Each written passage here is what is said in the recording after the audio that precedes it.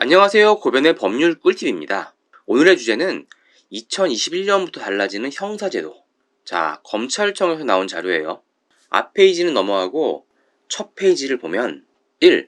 검사 수사 개시 범위. 검사는 부패, 경제, 공직자 선거 방위 사업, 배영 참사의 6대 범죄. 거기에다가 경찰 공무원 범죄만 수사를 한다고 합니다. 이런 죄 외에 다른 죄목으로 검찰청에 고소장을 내면 경찰 등 다른 수사기관으로 이송이 된다는 내용이에요. 구체적으로 볼까요? 첫 번째, 부패범죄. 뇌물수도 3천만 원 이상의 죄만 검찰청에서 직고소를 받아서 수사를 합니다. 두 번째, 경제범죄. 5억 원 이상. 예를 들어서 사기죄 피해자가 5억 원 이상의 피해를 당해야 검찰청에 바로 고소가 가능하다는 내용이에요. 세 번째, 공직자범죄. 모든 공직자가 아니라 주요 공직자만 해당이 돼요. 예를 들어서 국회의원이라든지 4급 이상 공무원이요. 그 외에 선거, 방위사업범, 배영 참사 범죄가 있네요.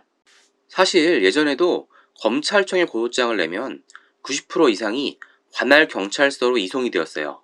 그래서 예전에도 웬만하면 검찰청에 고소장을 내기보다는 경찰서에다 고소장을 제출했었습니다. 검찰청에 제출하고 경찰서에 이송될까지의 시간이 생각보다 많이 걸렸거든요.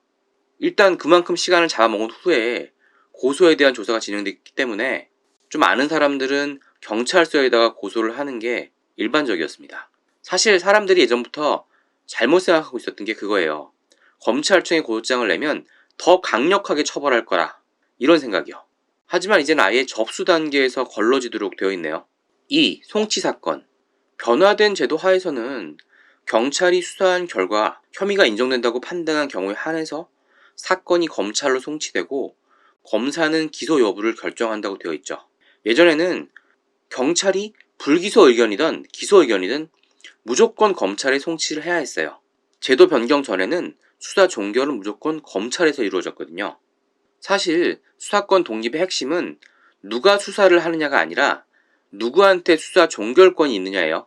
예전에는 수사 종결을 검사만 할 수 있었는데 이제 경찰도 무혐의 사건에 대해 종결을 할 수가 있어요.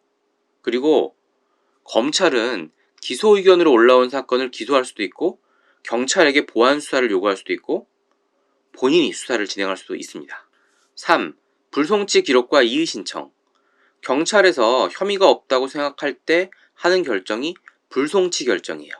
송치를 안 하겠다는 결정이죠. 불송치 결정에 대해서는 고소 고발인 피해자가 당연히 이의 신청을 할 수 있어야겠죠.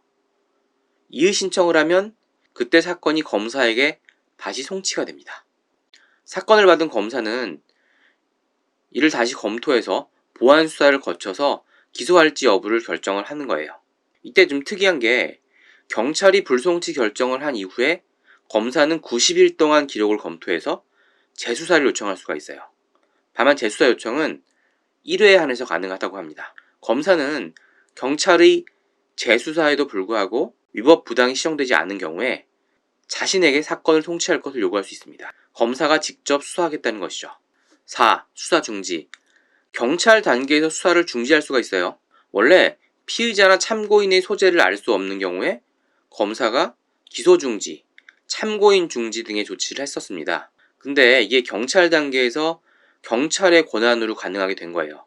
경찰이 수사 중지 결정을 하고 중지 기록을 검사에게 보내면 검사가 30일 내에 수사 중지 기록을 검토해서 법령 위반, 인권 침해, 현저한 수사권 남용이 있는지를 검토한 다음에 경찰의 시정 조치를 요구할 수 있습니다.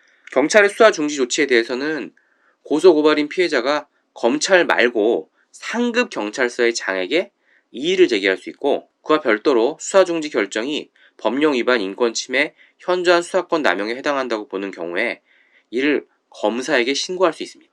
5. 구제 신청.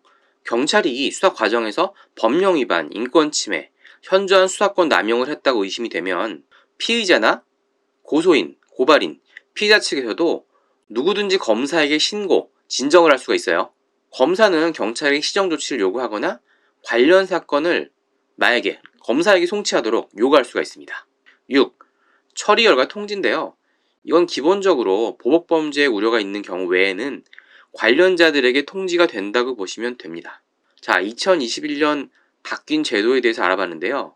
특히 고소를 하실 때 이게 검찰청에 고소를 해도 되는 대상인지 여부에 대해서는 확실히 확인을 해보시고 일을 진행하시는 게 좋을 것 같습니다. 고변의 법률 꿀팁 도움이 되셨나요? 도움이 되셨다면 구독하기 눌러주시면 감사하겠습니다.